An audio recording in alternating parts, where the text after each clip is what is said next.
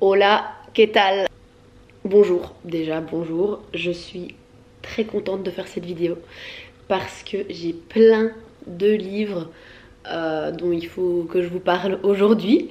Et je suis très contente parce que je trouve que j'ai été productive niveau lecture. Donc bienvenue dans cette vidéo où je vais vous parler des derniers livres que j'ai lus.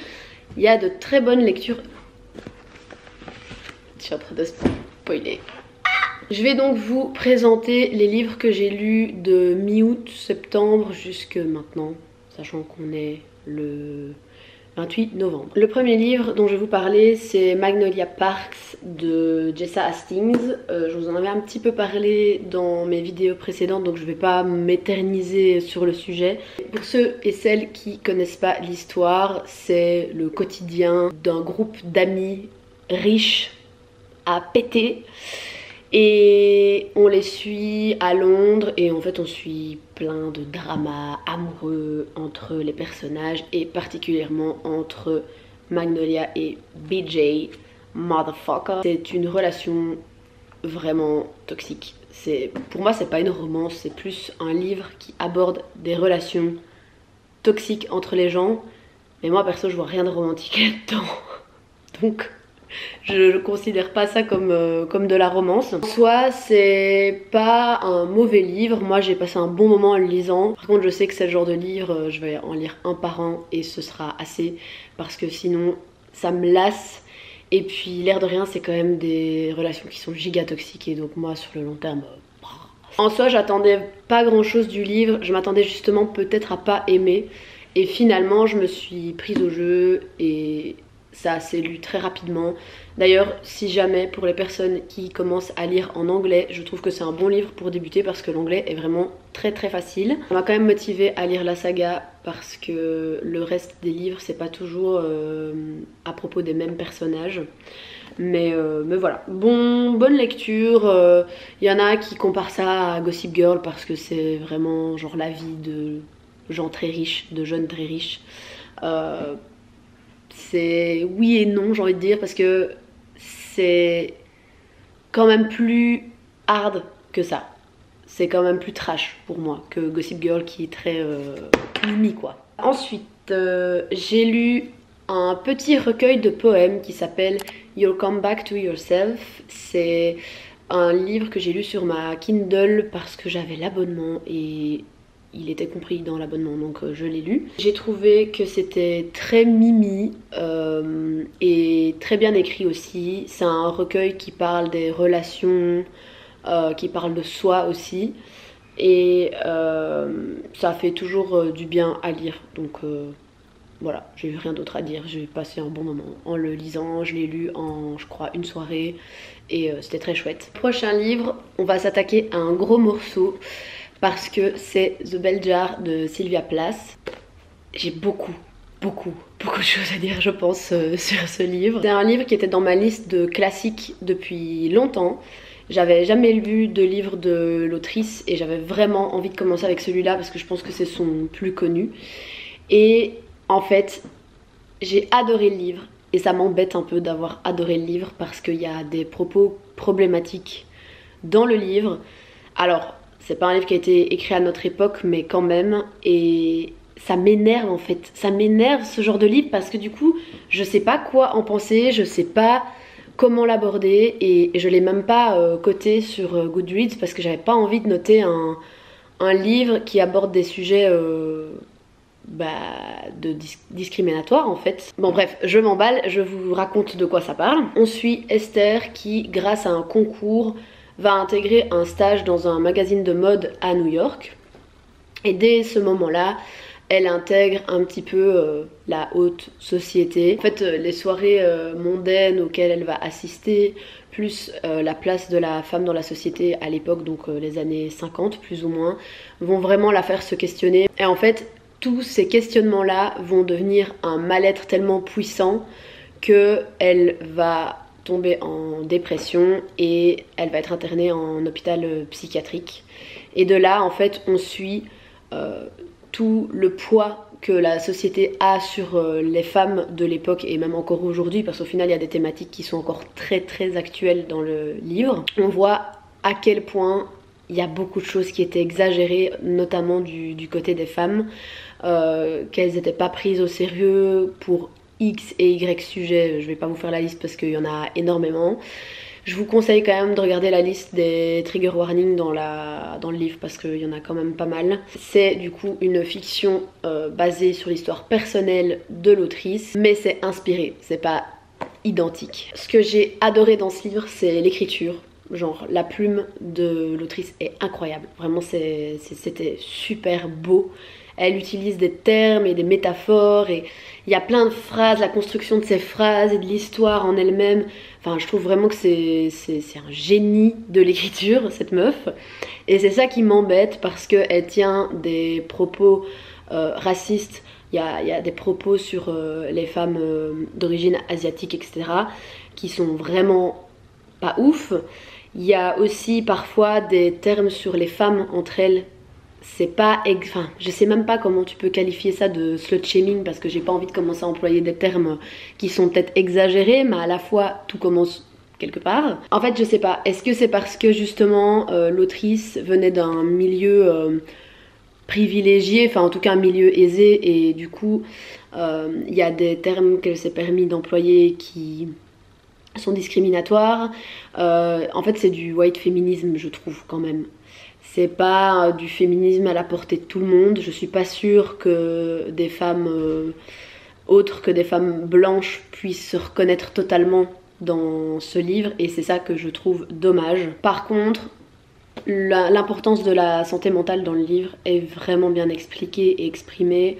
C'est super touchant, je trouve. Je trouve que par rapport à quand le livre a été publié, c'était quand même assez casse-gueule et novateur pour l'époque, en fait, juste tout simplement.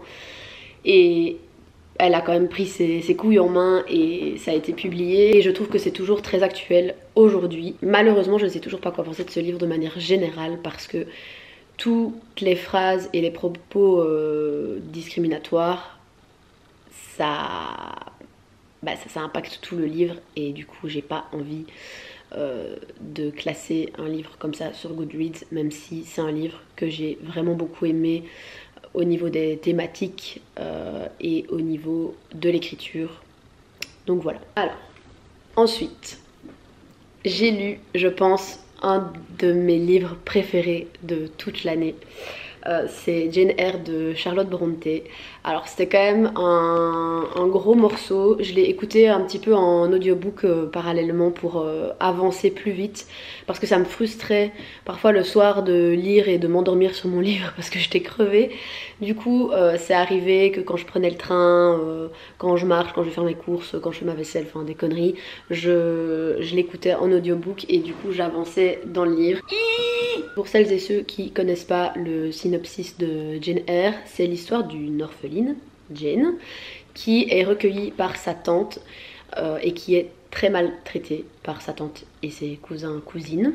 Donc elle vit une enfance misérable où elle est maltraitée, que ce soit psychologiquement ou physiquement. Je crois que c'est vers ses 8 ans, elle est placée en pension.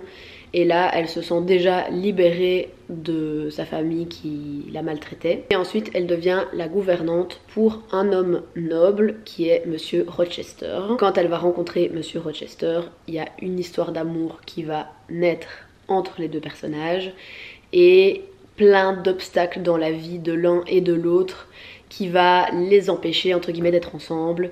Et voilà, c'est tout. Je ne dis rien d'autre. Pour ne pas vous spoiler si vous voulez le lire. En fait, j'ai adoré ce livre pour l'atmosphère et les descriptions. Il y a des descriptions du paysage anglais qui sont vraiment super bien écrites.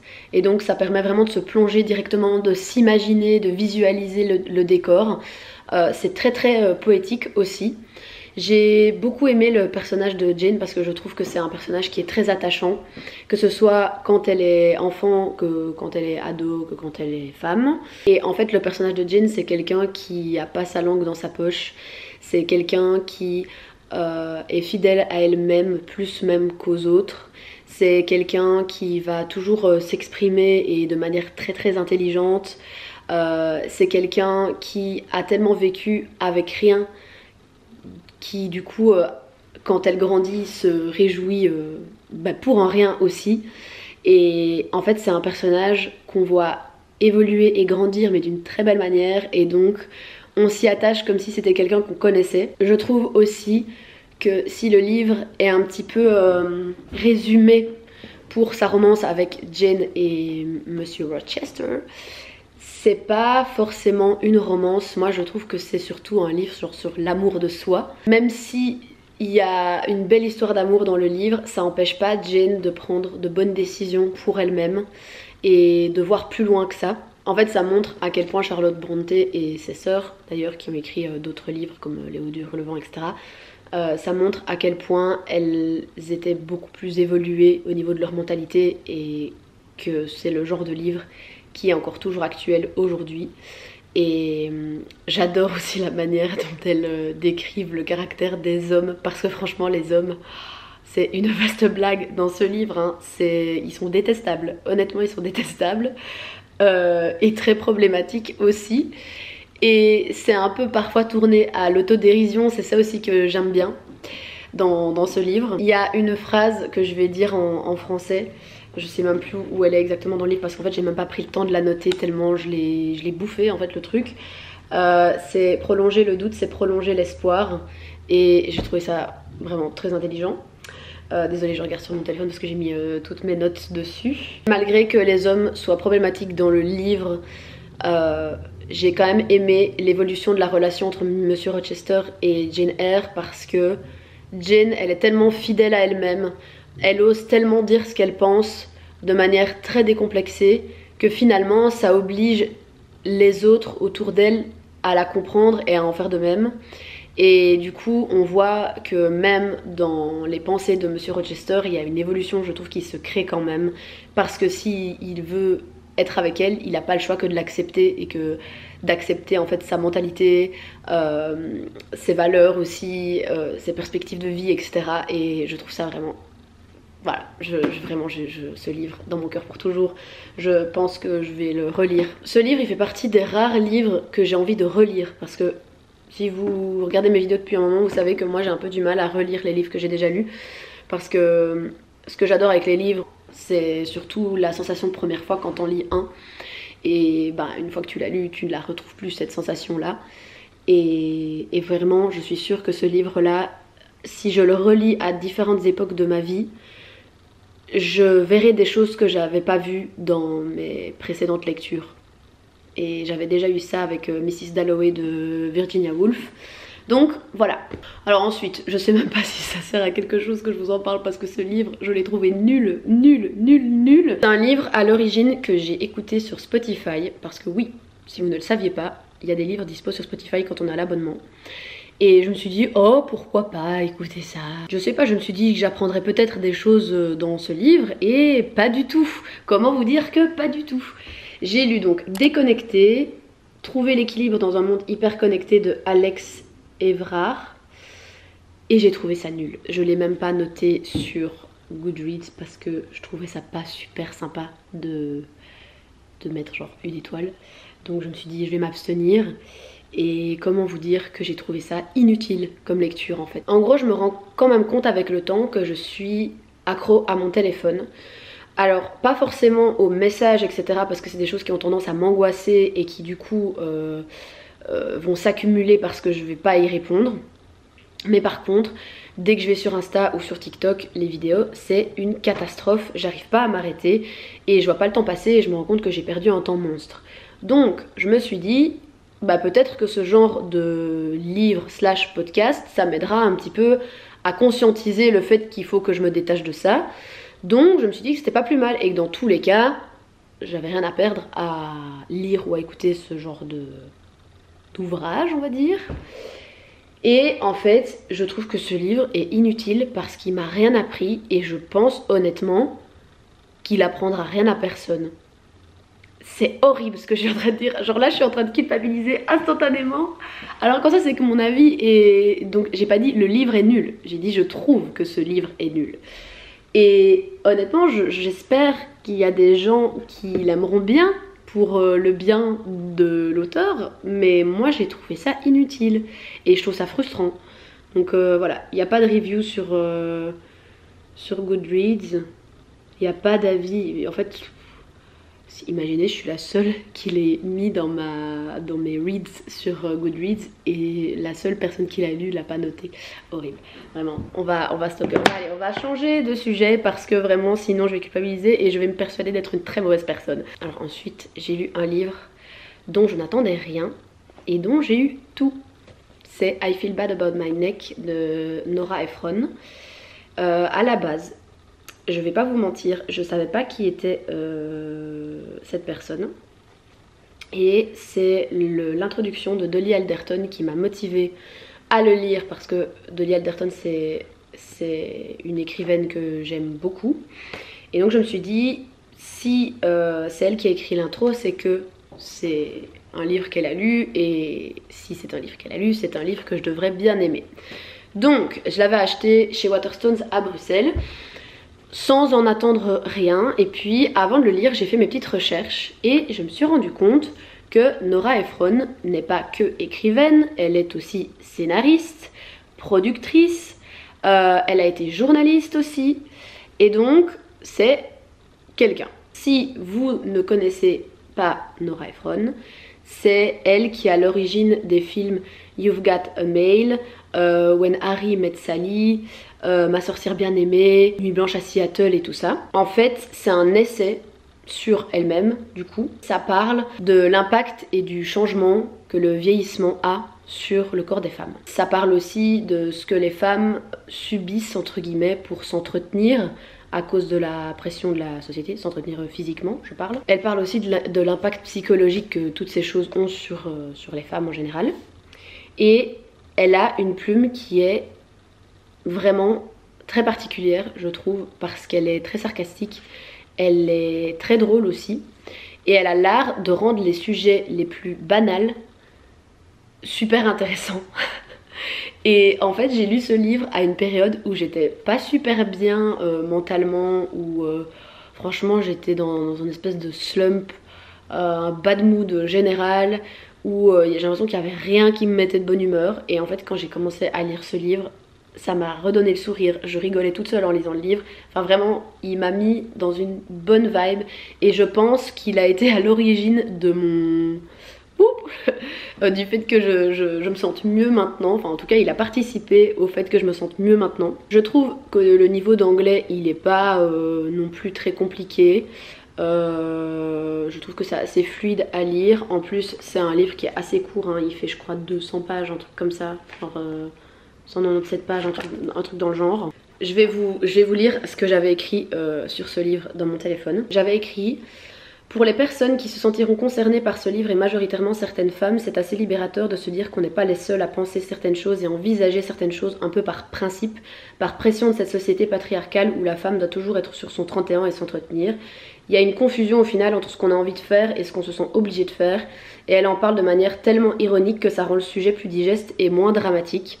Et c'est vrai qu'on en vient à se déculpabiliser de tout ce qu'on pense parfois et de tout ce qu'on fait sans en avoir envie, juste pour avoir l'air de quelqu'un qui prend soin de soi, etc. Et je trouve ça vraiment, vraiment très noble et constructif de sa part d'avoir écrit ce genre de livre. En fait ça me donne vraiment envie de lire le reste de ce qu'elle a écrit, parce que je pense qu'elle a écrit 3 livres ou 4, un truc comme ça. J'ai écrit aussi, on voit quand même dans le livre qu'elle ne vient pas de n'importe quel milieu, qu'elle vient d'une famille aisée et que ça participe un peu à ses privilèges, parce que tout ce truc de s'entretenir, d'aller je sais pas moi à la manucure, de s'acheter des vêtements, en fait tout ce qui est dans le paraître et vraiment physiquement, c'est pas des choses auxquelles tout le monde a accès, et encore maintenant. Et donc il y a des sujets qui peuvent paraître superficiels, c'est parce que elle arrive à les tourner en autodérision ou même à les rendre plus psychologiques que ça. Malgré tout, je pense que quelqu'un qui n'a pas accès à ces choses, ça peut paraître vraiment très dérisoire de lire ce genre de livre. Sans vouloir lui enlever ce qu'elle a construit toute seule, parce que même si elle ne venait pas d'un milieu aisé, c'est quelqu'un qui est devenu célèbre et riche, et ça participe à beaucoup de sujets dont elle parle dans le livre qui peuvent justement perdre certaines lectrices dans l'identification. En fait c'est ce que je viens de dire, voilà, je me suis devancée. J'ai écrit aussi: elle y met vraiment toute son âme dans ce récit parce qu'elle raconte des anecdotes personnelles. Ça accentue la pression que nous les femmes rencontrons quotidiennement dans des situations banales de la vie. Elle a beaucoup d'autodérision et ça nous donne envie de faire pareil. Il y a un chapitre entier, c'est le premier chapitre après l'introduction, où elle parle en fait des femmes qui n'arrivent pas à gérer leur sac à main, qui n'arrivent pas à organiser leur sac à main. Alors sur le coup, moi je commence le début du chapitre, je me dis mais de quoi est-ce qu'elle est en train de me parler la meuf? Et en fait c'est très très drôle, genre elle dit au final ton sac à main devient très vite à l'image de toi, de ta tête. C'est comme un peu ton appart quand il est en bordel, ben c'est un peu à l'image de ta tête. Et en fait je sais pas, elle arrive à faire tous des liens auxquels on n'aurait jamais pensé avec des sujets banals de la vie, et je trouve ça très fort. Il y a aussi plein de références en termes de films, en termes de livres, enfin des références artistiques qui sont trop cool parce que du coup ça enrichit aussi notre culture en lisant le livre. Je trouve que en termes de cadeaux de meuf à meuf, c'est un bon livre à offrir. Il est traduit en français d'une traduction que je trouve vraiment nulle, mais je crois que j'ai un problème avec mon cou, un truc comme ça. Et en fait le titre vient du fait que dans le livre elle dit qu'à partir de 46 ans tu commences à avoir des rides du cou et que c'est à ce moment là où tu n'auras jamais assez de col roulé. Elle dit s'il vous plaît, si vous avez genre la vingtaine et que vous êtes en train de lire ce livre, hydratez-vous le cou. Et en fait c'est des sujets qui paraissent vraiment superficiels mais qui le sont pas tellement quand tu lis le livre. Et voilà, c'est coup de cœur, j'ai vraiment trop aimé. Que je viens vraiment de passer 10 minutes à parler d'un seul livre. C'est pas grave. J'ai 2 derniers livres à vous présenter. C'est Lover Girl de Regan Fordemwalt, je sais pas comment je dois dire le nom. C'est un ami qui m'a offert ce livre parce qu'il l'avait commandé pour lui et il l'a commandé en 2 fois pour que je puisse le lire. Parce qu'il m'a dit que ça lui faisait penser à moi. Et j'ai bien aimé ce livre, mais c'est pas un coup de cœur parce qu'il y a pas mal de poèmes. Donc c'est un recueil de poèmes, hein, j'oublie, mais c'est un recueil de poèmes qui est illustré d'ailleurs, c'est très chouette. Je vais vous montrer, genre est-ce que vous voyez là, il y a des illustrations là aussi, enfin voilà, c'est vraiment très chouette hein, comme objet livre. Mais il y a des sujets avec lesquels j'ai eu du mal à m'identifier. En fait c'est un recueil de poèmes qui parle de rupture amoureuse. Et c'est une rupture amoureuse que l'autrice a vécue au lycée. Là je pense que le fait que ce soit au lycée et tout, ça m'a pas aidé à m'identifier. Par contre il y a plusieurs sujets. En fait il y a eu, comment expliquer, dans la globalité le livre m'a pas touchée autant que je l'aurais voulu. Par contre, les poèmes qui m'ont touchée, ils m'ont touchée genre vraiment, vraiment, vraiment. Ça n'a pas été juste en mode oh c'est Mimi, genre non, non, c'était en mode vraiment je me reconnais dans le livre, enfin dans le poème en question. Et alors en fait il y a aussi tout un chapitre, je pense qu'il y a 4 chapitres, c'est un peu 4 étapes de rupture amoureuse. Attendez, je vais regarder s'il n'y a pas un sommaire. Beginner's Guide to Heartbreak, puis Lover Girl, Someone Else, The Stars in the Sky et puis Acknowledgements. Et en fait le chapitre Someone Else c'est que des poèmes quasiment sur la meuf qui vit mal le fait que son ex se soit remis avec quelqu'un. Et du coup il y a énormément de comparaisons avec la nouvelle meuf de son ex. Et c'est des choses, je vous avoue, avec lesquelles j'ai pas réussi à m'identifier. Et donc je pense que tout ce chapitre là il m'a un peu perdue. Et je crois que bah, à l'air de rien un chapitre sur 3 ou sur 4 ça fait quand même déjà beaucoup. Du coup c'est un bon livre. Dans sa globalité c'est bien écrit, mais c'est pas ce qui m'a transcendé le plus. Le dernier livre dont je vais vous parler c'est Good Material de Dolly Alderton. Vous savez mon amour pour Dolly Alderton, j'ai envie de lire tous ses livres, hein. C'est le 3e que je lis d'elle. Et quand je l'ai acheté, j'avais beaucoup d'attentes pour ce livre. Parce que je pense que quand tu commences à lire plusieurs livres d'une personne et que tu aimes bien son travail, tu attends toujours plus ou autant que ce que tu as lu avant. Je sais pas si c'est français ce que je viens de dire. Et en fait j'avais beaucoup aimé Dear Dolly. C'est vraiment pour le moment celui que j'ai préféré de Lee Alderton, et Everything I Know About Love, c'est juste que j'ai trouvé que c'était un peu rébarbatif à la longue, mais sinon j'avais bien aimé le livre. Ici j'ai mis 3 étoiles parce qu'en fait j'arrive pas à savoir si le livre c'est un livre brillant ou si c'est une déception. C'est très bizarre comme ressenti. Quand j'ai commencé à lire le livre, l'introduction j'ai trouvé ça génial et la fin je l'ai trouvé géniale, mais on va dire que quasiment tout le corps du livre m'a ennuyée. Pour vous expliquer, dans ce livre, on suit Andy qui était en relation depuis genre 4 ans je crois avec Jen, et du jour au lendemain Jen le quitte et tout le livre c'est Andy qui est dans tout ce processus de deuil de la relation, d'incompréhension. Il essaye de comprendre pourquoi Jen l'a quitté, donc en fait il essaye de s'améliorer, mais il y a quasiment... Enfin franchement j'ai l'impression que les 3/4 du livre c'est un mec qui se plaint et qui fait la victime pour des choses au final qui sont sa faute, enfin qui sont... ouais voilà, qui sont à cause de lui. Et du coup il y avait plein de fois où je décrochais totalement de la lecture. Il y a des chapitres que je trouve anecdotiques et que je trouve pas intéressants. Et finalement, je me dis que c'est peut-être le but recherché aussi, c'est de suivre un gars qui s'apitoie sur son sort alors qu'il y a plein de choses qui sont arrivées dans sa vie qui sont à l'origine de ses actions. Et sachant comment Dolly Alderton sachant les sujets que Dolly Alderton a déjà abordés dans les livres que j'ai lus, c'est quelqu'un de très féministe et ça m'étonnerait pas qu'elle ait voulu un petit peu montrer le retour de la médaille, entre guillemets, sur les hommes de la trentaine de notre époque. Et si c'est le cas, c'est brillant, parce que c'est un peu genre satire sociale, etc. Mais j'ai l'impression que ça aurait pu être plus attrayant dans l'ensemble du livre. Parce que juste suivre un gars qui s'apitoie sur son sort pendant 300 pages, honnêtement, c'est pas le truc qui donne le plus envie de lire et qui motive le plus à lire. Le début était vraiment prometteur parce qu'en fait le premier chapitre, c'est Andy qui liste toutes les choses pour lesquelles c'est bien qu'il soit plus avec Jen en gros. Donc le gars essaye de se rassurer comme il peut et il essaye de trouver le positif dans ce qu'il peut. Et la fin, en fait, on a le point de vue de Jen. Pendant tout le livre, on a le point de vue d'un mec sur sa rupture, et puis à la fin on a le point de vue de Jen et on comprend aussi pourquoi Jen a quitté Andy. Moi je me suis énormément retrouvée dans le chapitre sur Jen, c'est le plus long je pense de tous les chapitres et c'est le dernier, et ça m'a touchée, ça m'a mis les larmes aux yeux, et c'est ça qui m'énerve, c'est que moi je suis pas forcément vite émue en lisant des livres. Je pense qu'il y a peut-être 1 ou 2 livres dans ma vie où j'ai versé une larme,